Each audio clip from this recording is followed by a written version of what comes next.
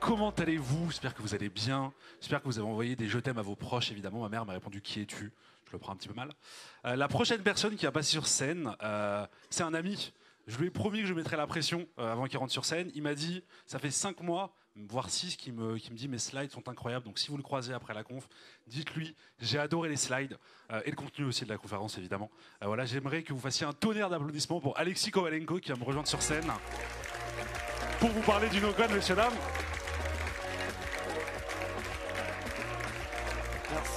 Merci. Merci beaucoup. Merci, ça me fait très plaisir d'être ici sur la scène du Web Today, un an après ma première conférence. Ça s'était très bien passé, j'étais très content. J'ai réussi à ne pas m'étouffer en plus. J'ai une petite bouteille d'eau au cas où, je ne vais pas vous refaire l'anecdote que j'ai racontée l'année dernière, mais quand même c'est important. Donc, je vais la poser ici d'ailleurs, hop, pour la voir. Et aujourd'hui, on va parler de no-code, on va parler des limites du no-code, on va parler des limites en fait, du mouvement no-code. Quand je parle de no-code, je parle toujours du mouvement, donc vraiment des éditeurs, des outils, mais aussi des utilisateurs, des no-codeuses, des no-codeurs et de leur usage, évidemment. Avant qu'on commence, j'ai un petit trigger warning à faire. Alors, désolé, c'est le seul anglicisme, mais je ne sais pas vraiment comment le traduire. C'est un petit avertissement, voilà, si jamais vous êtes allergique à la science-fiction, que vous détestez ça vraiment, ou alors que vous êtes un fan frénésique de Star Wars, je vous conseille de quitter cette salle parce que en fait, ça c'est la vraie première slide de cette présentation. Donc voilà, il va y avoir beaucoup de références à Star Trek, donc si vous n'aimez pas ça, ça va être compliqué. C'est bon, personne n'est parti a priori, on va pouvoir commencer. Je m'appelle Alexis, je suis le cofondateur de Contournement. On fait des formations aux outils no-code depuis 4 ans avec mon associé Erwan qui est quelque part, je ne vois pas très bien, voilà, qui est par terre, voilà, comme peut-être plus tard ce soir. Non, pardon, j'aurais pas dû. Donc on fait des formations depuis 4 ans. On forme des personnes, des profils principalement non techniques, à des outils comme Zapier, Make, Notion, Airtable, pour leur donner la possibilité de gérer des bases de données relationnelles, de faire des automatisations, des choses qui auparavant étaient réservées à des développeurs. On essaie de ne pas trop parler de super pouvoirs, de choses comme ça, parce qu'on est très conscient des limites aussi de ces outils no-code. On en parle régulièrement dans nos webinaires, on est très transparent là-dessus. Mais on a vu quand même depuis 4 ans ces limites être repoussées constamment par les outils eux-mêmes, mais aussi par les no-codeuses et les no-codeurs créatifs qui contournent ces limites très régulièrement grâce à leur montée en compétences, à plein de facteurs. Et c'est de ça dont on va parler dans les 20 prochaines minutes. Alors moi, j'ai la chance d'être un petit peu par hasard, quelque part, au centre de cet écosystème no-code, notamment en ayant cofondé la communauté No-Code France. Là. Et donc, ça me fait beaucoup d'opportunités de discuter avec beaucoup d'entre vous, d'ailleurs certains que je connais, on a déjà passé un bon moment ensemble. Ça alimente beaucoup mes réflexions, ma veille, ça me donne des idées, ça me fait me poser des questions aussi. J'ai aussi un podcast que j'anime, ça fait déjà 108 épisodes, le 108e est sorti hier, j'en reparlerai un petit peu plus tard. Et c'est autant d'échanges qui me font me poser des questions, remettre en cause et étudier un petit peu ce mouvement. Et notamment, je reçois des messages comme là, par exemple, Florent. Florent, c'est le CPTO de la startup ASAPwork. Alors, CPTO, c'est un truc vraiment de start-upper. En gros, c'est le responsable produit et technique. Mais Florent, il vient plus du monde du produit. Il n'a pas un background technique, mais il utilise les outils no-code. Et il a l'occasion, chez ASAP, de les pousser très loin. Je vais me mettre là aussi, comme ça, vous pouvez voir un petit peu les slides. Et en fait, c'est hyper intéressant parce qu'il me propose de discuter. Je ne vais pas vous lire le message, mais en fait, honnêtement, c'est moi qui apprends plus dans ce genre d'échange que lui, parce qu'on discute. Mais ça me fait vraiment me poser la question, okay, qui sont ces no-codeurs et ces no-codeuses qui sont confrontés aux outils, enfin aux limites des outils de par leurs activités. Et donc, c'est un petit peu ça qu'on va évoquer. Mais avant, faisons un très rapide état des lieux de ce que c'est le no-code en 2023. Alors le no-code, nous, on place la préhistoire en 1979. Voilà, c'est une quarantaine d'années d'histoire. Donc le premier outil VisiCalc, qui n'est pas vraiment un outil no-code, c'est le premier tableur. Mais c'est la première fois qu'en fait des personnes non techniques, des comptables en l'occurrence, ont la possibilité, grâce à une interface graphique, de faire des opérations sur des grands volumes de chiffres, qui auparavant étaient réservés à des développeurs. Voilà, c'est un peu la matrice là, en noir et vert. Mais 40 ans plus tard, on a un outil comme Bubble, voilà, qui est un petit peu un des outils les plus avancés, les plus populaires de notre écosystème no-code. Il s'est passé beaucoup de choses, une évolution énorme, mais quand même, évidemment, il y a encore vraiment des limites à tous ces outils, des limites de performance, de sécurité, de scalabilité, de passage à l'échelle, pour dire ça en bon français. Un outil comme Airtable, par exemple, qui a une limite dure, même si vous êtes en plein entreprise, à 250 000 lignes par table, par base de données même. Ça, c'est une limite fixe que vous pouvez débloquer, dépasser, même si vous payez plus cher. Alors, ils ont peut-être des choses que ça va tôt ou tard être poussé, mais voilà, c'est une limite. Webflow, un des outils leaders de ce mouvement no-code très connu, mais dont les capacités de programmation, vraiment de logique, sont très très limitées. Des outils comme Adalo, Bubble, très flexibles, très puissants, mais pourtant, quand même, les performances, même si évidemment elles progressent tout le temps, je vais me faire des ennemis, là, les bubblers qui vont en vouloir, mais c'est vrai, je veux dire, il y a un moment, si on veut vraiment passer à l'échelle, c'est difficile. Et puis, aucun de ces outils vraiment ne permet d'exporter son code, de l'héberger où on veut. On va se confronter à des problématiques réglementaires, le RGPD, tout ça, vous connaissez, ce qu'on appelle le vendor lock-in aussi. Donc ça, c'est un petit peu problématique. Et puis, soyons honnêtes, c'est aussi les compétences des no-codeurs et des no-codeuses qui peuvent limiter ces usages. J'en vois plein qui se précipitent dans Webflow sans connaître des bases de CSS, de HTML. Je ne parle même pas de savoir écrire du CSS ou du HTML, mais juste de comprendre les concepts fondamentaux, la cascade, la hiérarchie, des choses comme ça, c'est hyper important.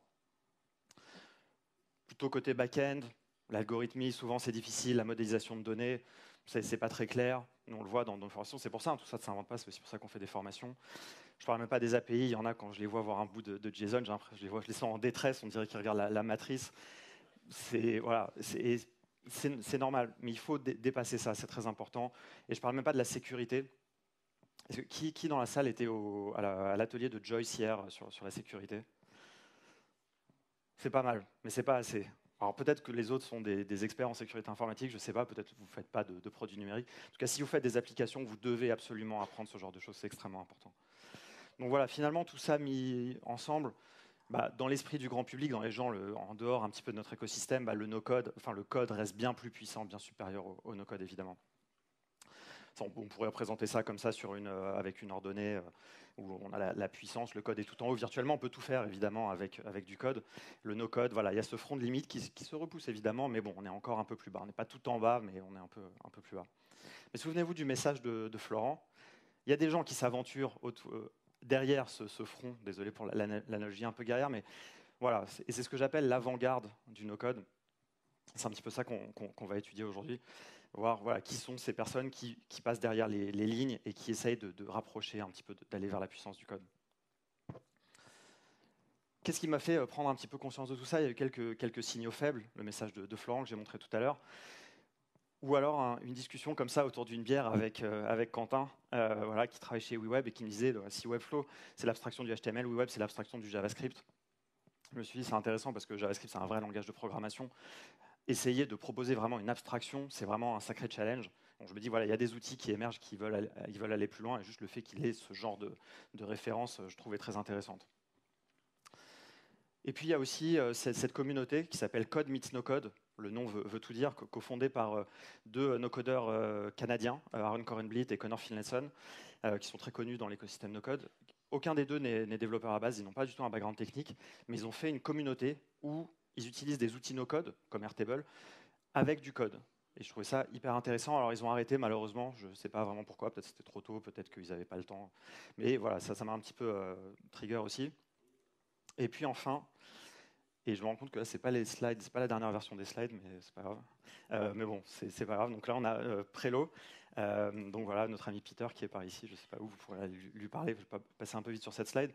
Vous avez le schéma au-dessus de leur photo, le schéma d'architecture de Prelo. En fait, là, vous voyez, c'est vraiment un schéma comme une équipe de dev pourrait faire, sauf que vous voyez, dans les cases, il n'y a pas des langages de programmation, il y a des outils no-code. Une architecture un peu microservice. Et quand on a eu cet échange, c'était lors d'un épisode du podcast, vraiment, je me suis dit, ok, c'est hyper intéressant parce que là, on a vraiment des gens qui utilisent le langage et les outils, des outils comme Cloudflare, des outils comme Google Cloud Platform, de dev avec des outils no-code. On a comme ça une architecture très, très, très puissante. Allez lui parler, il pourra vous en parler beaucoup mieux que moi. Et donc finalement, en fait, on a cette avant-garde. Qu'est-ce qu'elle fait? En fait, elle fait un pont entre le code et le no-code. Finalement, c'est dans cette zone qu'il est en train de se passer des choses et qu'on est en train de dépasser les limites. Un petit exemple, un outil que j'aime beaucoup qui s'appelle Airtable, qui permet de faire des bases de données, j'en ai parlé à l'instant. Vous voyez maintenant d'ailleurs la manière dont il se présente, il ne parle même plus de bases de données, il vous permet de faire des applications, alors pas des marketplaces, des trucs comme ça, mais des applications internes. Et en fait, si vous êtes dans Airtable, là, vous avez la vue vraiment 100% no-code. Vous gérez une base de données relationnelle sans avoir écrit une ligne de code. C'est un joli tableur. En gros, il y a des éléments, voilà, il y a des colonnes qui sont typées. Bon, on va pas revenir sur tout ça. Et à côté, vous avez la possibilité de mettre du code. Donc, c'est un outil qui est no-code, qui vous permet de mettre du code. Ce n'est pas du low-code pour moi, c'est du code plus no-code. C'est important, je fais une distinction, je dirai pourquoi après. Parce que là, je trouve que c'est une super opportunité pour des développeurs, pour des gens qui savent coder, de mettre du code, de repousser les limites d'Airtable grâce à du code. Pourquoi pas une opportunité de collaboration entre nos codeurs, nos codeuses, développeurs, développeuses. Pourquoi pas pour les gens du no-code d'apprendre aussi à coder, en tout cas de comprendre les concepts fondamentaux, je l'ai dit, je pense que c'est vraiment important. Voilà. Et puis il y a plein de choses, donc c'est une opportunité, c'est la zone où il se passe quelque chose. Donc voilà, moi dans ma tête ça se passe un peu comme ça, ils sont à l'aventure, cette avant-garde, en train de défricher, c'est une grande aventure. C'est qui cette avant-garde? Alors désolé, j'ai pris que quelques exemples, hein, il y a plein de gens qui mériteraient d'être là-dedans, mais bon. Alors, commençons par les outils, évidemment, les éditeurs d'outils no-code. WeWeb, Xano, Glide, des exemples, des outils que je trouve extrêmement intéressants, où vous avez des équipes techniques, des développeurs, là évidemment, qui utilisent les tout derniers frameworks, des Vue.js, des choses que je ne connais même pas. Voilà, je suis développeur pourtant, mais bon, voilà, des technos, de l'intégration continue, toutes les bonnes pratiques de DevOps, de la scalabilité avec des AWS, des choses comme ça, pour offrir plus de puissance, pour dépasser les limites que j'évoquais tout à l'heure.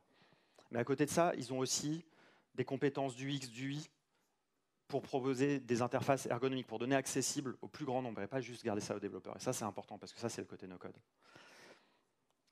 Par exemple, là, vous avez le moteur de workflow, enfin d'action, de programmation visuelle de WeWeb, que je trouve hyper beau. Enfin, franchement, pour moi, ça, c'est vraiment une abstraction parfaite de la programmation. Ça, c'est de la programmation visuelle.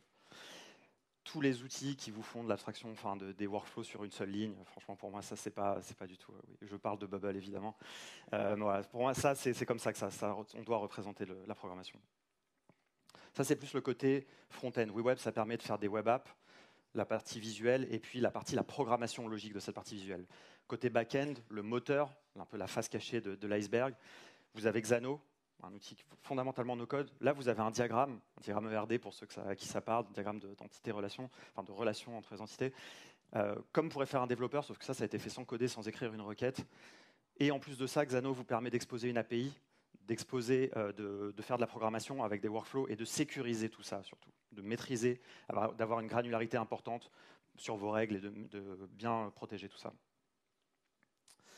Dans une approche un peu plus intégrée, on a Glide, un outil incroyable également, où là, vous avez, encore une fois, je trouve une très belle abstraction de la programmation. Ça, c'est le moteur d'action de Glide. La base de données, là, on est sur quelque chose d'une représentation un peu plus traditionnelle, mais néanmoins très puissante.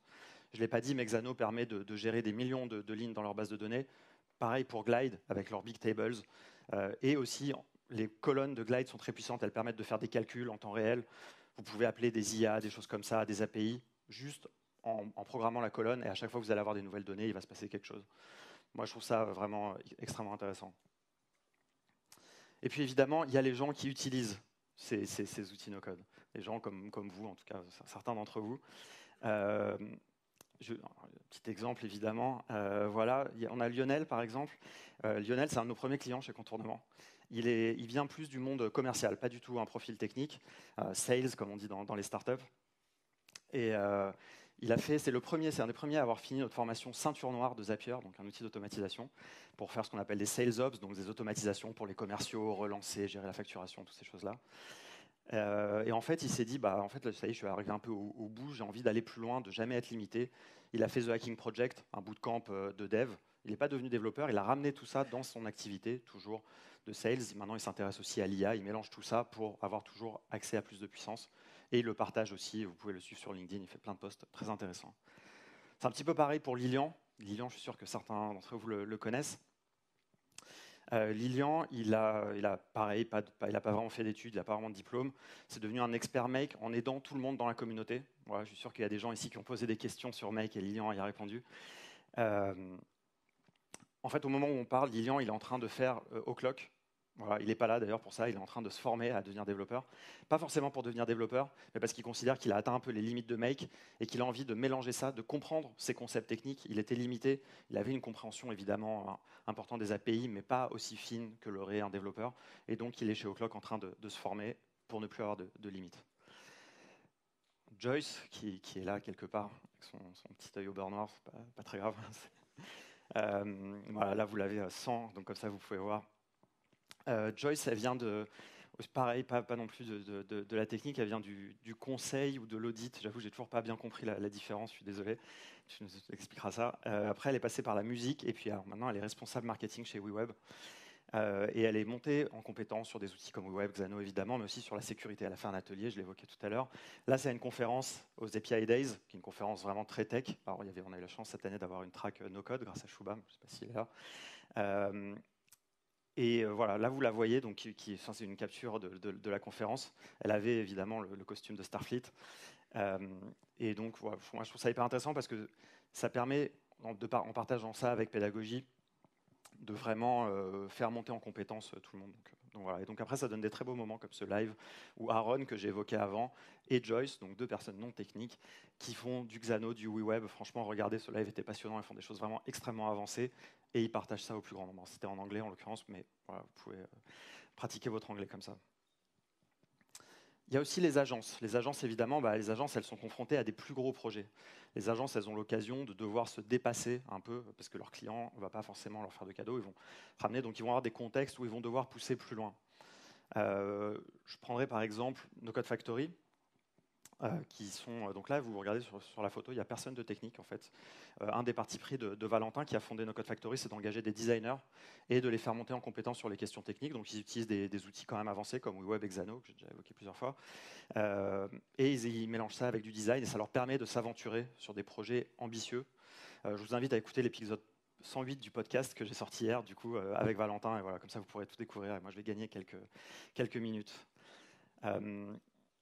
Thinkso, une autre agence que j'aime beaucoup, fondée par deux bubblers, vraiment qui utilisent Bubble depuis très longtemps, Matt et Vincent. Si vous les connaissez, vous les reconnaîtrez sur cette photo. Je ne vais pas tous les montrer. Pareil, pas de profil technique. Vous pouvez écouter, on a un épisode de podcast avec Matt qui était vraiment passionnant. Moi, c'est des gens que j'apprécie beaucoup.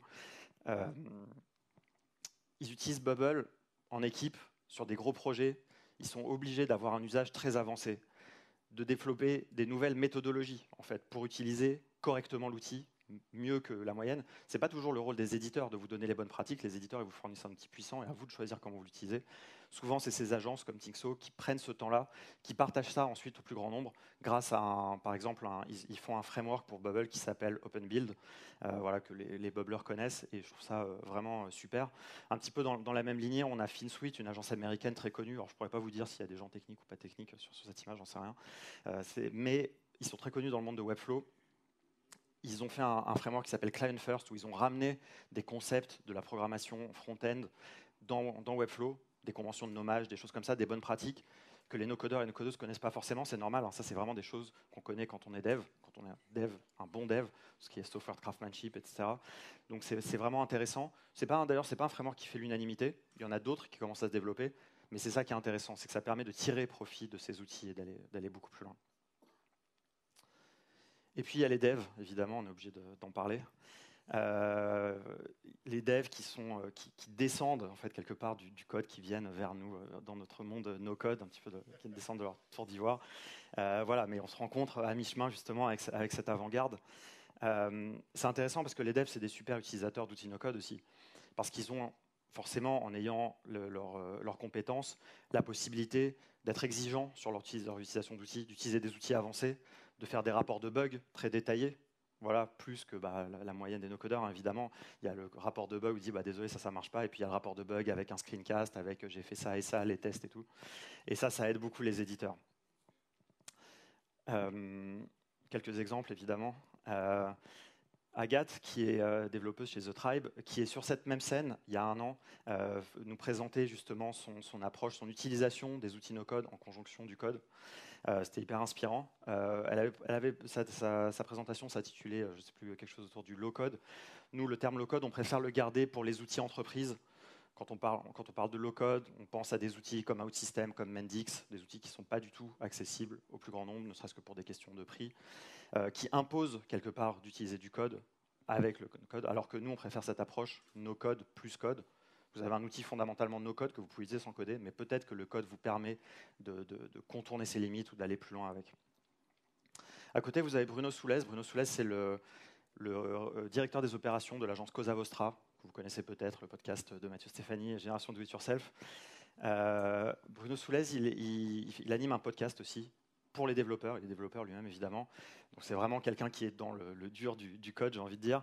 Bruno Soulez, il est passionné de Make. Il s'est passionné. D'ailleurs, il a raconté dans un épisode de Déclic d'Anthony, voilà, qui est là, vous pourrez aller le voir.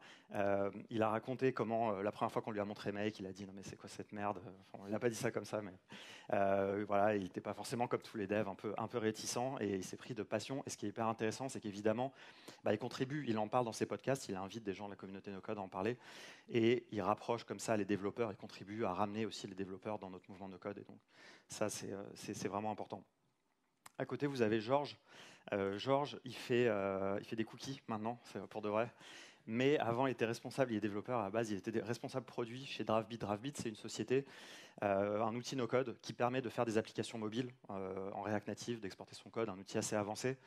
Il en est parti, mais après, grâce à ses compétences de dev, il s'est mis à des outils avancés comme le web, comme Xano surtout.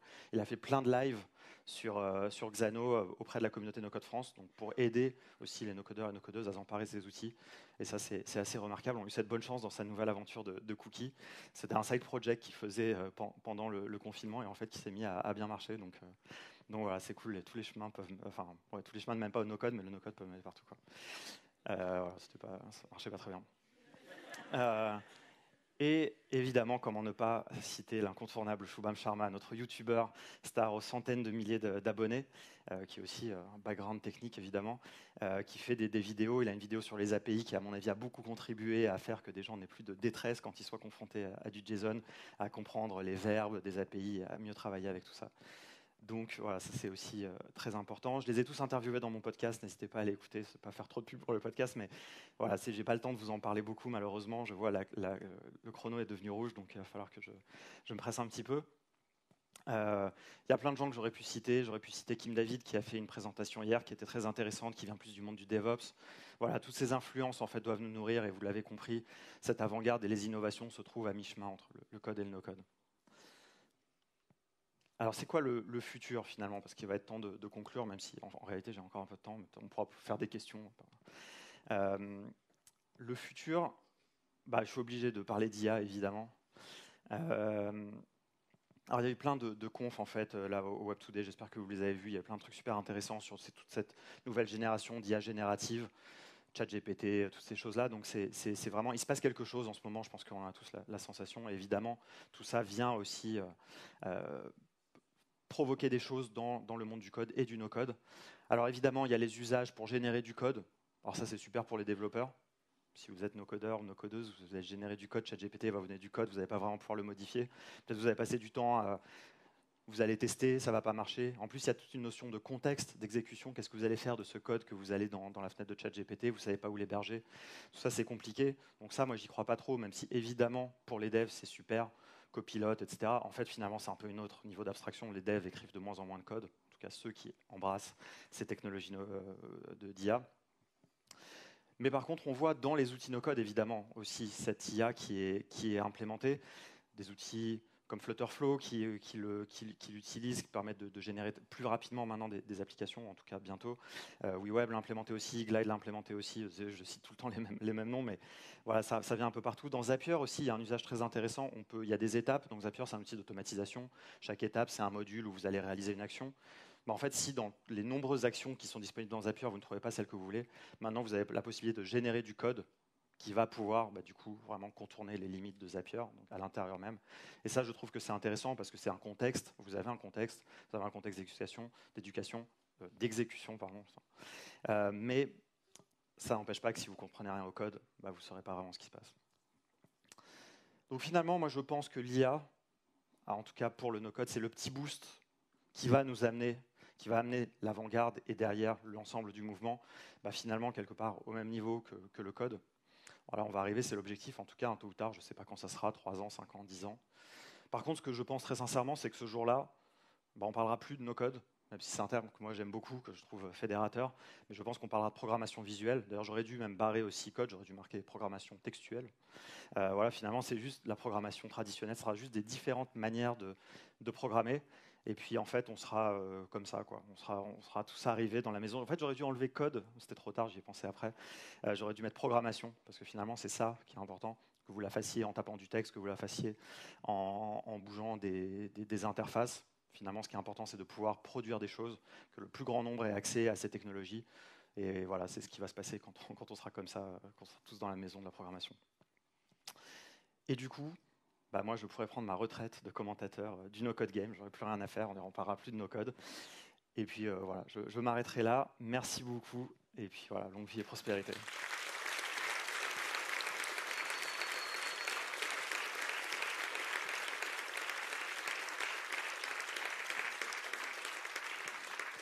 Donc j'ai fini en avance, ce qui n'était pas du tout prévu. Donc je ne sais pas ce que je fais. Est-ce que vous avez des questions? Mais il faut un micro, non? Il y a quelqu'un qui a un micro, bah, si vous avez des questions, avec plaisir.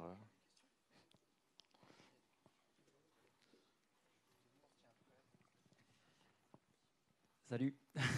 Salut. Merci pour le talk. Est-ce que tu as des retours d'expérience d'agences qui de base sont des agences, je dirais, web traditionnelles, c'est-à-dire avec du code, etc. Tu parlais d'Agathe de The Tribe, j'ai écouté d'ailleurs, très très bon épisode, je vous le recommande. Est-ce que du coup tu as comme ça, des retours d'XP d'agences qui pour le coup à la base étaient purement tech traditionnelles et aujourd'hui ont vraiment intégré dans leur workflow, dans leurs prestations, du no-code, voilà, en prod, voilà.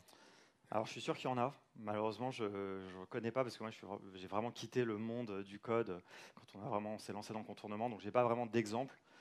Je pourrais donner des exemples de gens qui n'ont pas embrassé le no-code et qui m'ont rayonné un petit peu quand je leur ai parlé de Webflow et de choses comme ça. Je ne vais pas les citer. Voilà, et ça, je trouve ça dommage. Mais je suis sûr qu'il y en a. Puis, il y en a dans la salle d'ailleurs. Donc voilà, n'hésitez pas à vous manifester. Mais moi, je pourrais pas. Je pense que c'est indispensable. Je pense que c'est voilà, mais je pense qu'il y a ce que j'ai observé, ce que j'ai vu, sans citer de nom, c'est que j'ai vu des agences un peu traditionnelles qui sous-traitaient à des agences no-code. Nous, on a nos partenaires de Créanté, par exemple, qui font du Bubble pour des plus grosses agences, des ESN, des choses comme ça. Donc voilà, des agences qui s'y sont vraiment mises. Je ne sais pas si je pourrais citer peut-être les fabricants où j'étais qui ont hébergé un meet-up no-code à Lille il y a quelques semaines, quelques mois. Voilà.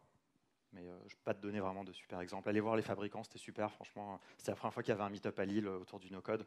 Mais c'est une vraie agence, ils ont hébergé ça. Ils ont une brasserie chez eux aussi, ça n'a aucun rapport. Mais je trouvais ça fabuleux, franchement. Mais après, c'est le Nord, quoi. Voilà. Enfin, Moi, j'avais une question. Ouais. Déjà, merci beaucoup pour le talk et les slides étaient magnifiques. Je pense qu'on peut tous les applaudir parce que c'était vraiment incroyable. Merci. Moi j'avais une question par rapport à ta définition du low-code. C'est la première fois que j'entends que tu en parles. Je crois que je ne suis pas assez assidu au live. Mais ta définition du low-code qui, pour toi, est quelque chose de différent du no-code plus code, pourquoi tu les différencies en fait? Je sais que tu en as parlé un petit peu, mais je suis curieux de savoir un peu ta réponse. Très honnêtement, c'est vraiment une question marketing en réalité. Je pense que c'est parce qu'il faut mettre les choses au clair et que c'est une question déjà d'approche, c'est-à-dire que ces outils low-code, si l'étiquette de l'outil est low-code, ça veut dire que tu seras obligé de faire du code, quelque part. Après, je peux me tromper, c'est des outils que je maîtrise mal, qui ne m'intéressent pas, de toute façon, on n'a pas accès. Mais moi, nous, ce qui nous intéresse, c'est l'accessibilité. Donc, c'est-à-dire, si ce n'est pas possible d'avoir un usage fondamentalement no-code, c'est quelque chose de toute façon qui sort un peu de notre périmètre, quelque part. Mais voilà, moi, je sais que de ce que j'ai vu, en tout cas, et ça a pu évoluer. Et j'en ai vu aussi qui ont changé d'étiquette, qui sont passés de low-code à no-code. Ça, on a écrit un livre sur le no-code, donc on a un petit peu documenté aussi ces choses-là, les messages marketing de certaines de ces boîtes. Donc voilà, mais c'est ça la distinction que je fais, c'est aussi pour vraiment catégoriser les outils plus low-code que j'associe des contextes entreprises, grands comptes, donc voilà, des OutSystems, Mendix, etc., qui à ma connaissance sont peu utilisables sans avoir à personnaliser, à faire du code.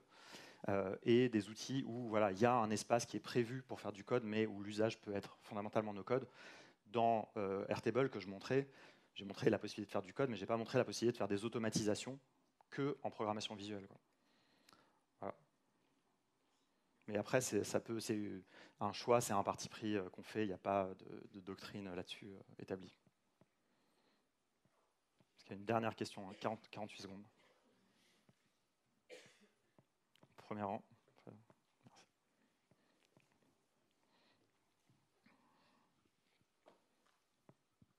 Oui, bonjour. J'aurais voulu avoir peut-être un conseil ou un retour d'expérience, parce qu'aujourd'hui, sur le développement du no-code, on se fracasse plutôt entre, moi je fais partie du marketing, avec le service informatique qui balaye tous les projets, en fait.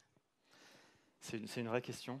Je n'ai pas forcément la réponse. Nous, ce qu'on voit, c'est qu'on a eu la chance de former plusieurs DSI. Je pense que les DSI, c'est les services informatiques, on va dire au sens large. Évidemment, il y a des soucis de sécurité, de shadow IT. C'est normal, tout le monde ne peut pas faire dans son coin des sites web et donner accès aux données de l'entreprise. Ça, c'est un vrai sujet. Mais on voit qu'il y a un intérêt, parce qu'il y a aussi une solution. Toutes les DSI, il y a sûrement des gens ici qui travaillent dans des DSI, elles sont surchargées, elles sont trop lentes, elles sont... Voilà, c'est pas une critique, c'est des process, c'est des manières de faire. Il y a aussi des besoins, évidemment, de sécurité, de stabilité qui freinent. C'est aussi l'émergence du mouvement DevOps et lié à tout ça. Donc voilà, mais par contre, ce qu'on voit, c'est que vraiment, il y a un intérêt, qu'il y a une évolution. C'est juste, ça prend un petit peu plus de temps. C'est pour ça que là, j'évoque un peu l'avant-garde, justement, des gens qui ont moins de contraintes, des agences qui s'affranchissent un petit peu de ces contraintes pour pouvoir aller plus loin, mais tout ça tire vers le haut. J'espère qu'il y a des gens ici qui travaillent dans des DSI, qui sont peut-être à des postes de responsabilité, qui vont évoluer aussi grâce à ces présentations. Merci au Web Today de faire la place aussi au no-code, permet de pas mal évangéliser, quoi. Voilà. Et merci beaucoup, Alexis. Ah, on n'avait pas de micro. Merci beaucoup. Merci.